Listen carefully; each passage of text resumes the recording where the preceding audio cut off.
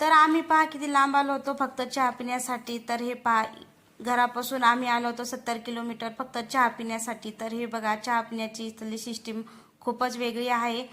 तर चहा जर प्यायचा असेल, चहा जर घ्यायचा असला तर ती तशी म्हणजे काय असते ते कुंपण का टोपण म्हणतात त्याला, ते टोपण घ्यावं लागते. आणि ते टोपण तिथंशी पैसे देऊन तिथून टोपण घ्यायचं आणि नंतर इकडं त्या चहावाले काकाजवळ जायचं आणि ते टोपण त्याला दाखवायचं आणि तिथून परत चहा घ्यायचा.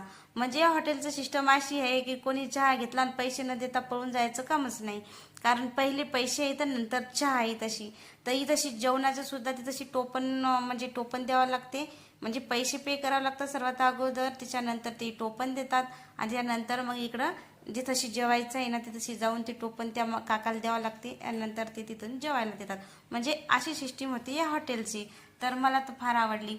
आणि तशी ना चहा प्यायला आलो होतो आम्ही, कारण सगळंच वल्ल झालो होतो आम्ही. तर आता वल्ल कशाने झालो होतो ते नंतर सांगते, पहिले चहा पिऊ द्या.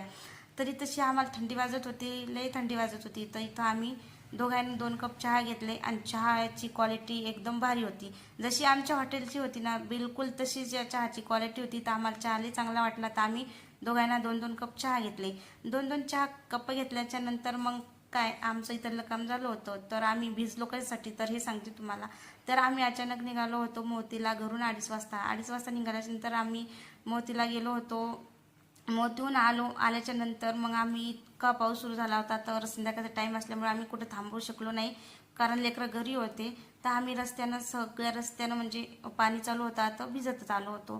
कारण खूप उशीर पण झालता रात्री आम्हाला घरी यायला, 9-9:30 वाजले होते. तर म्हटलं चला, चहा पिल्यानंतर अंगातली तेवढीच थंडी जाते, त्याच्यामुळे आम्ही तशी मस्त 2-2 कप चहा घेतला. चहाची क्वालिटी खरंच खूप छान होती. तर हे पूर्ण ब्लॉग तुम्हाला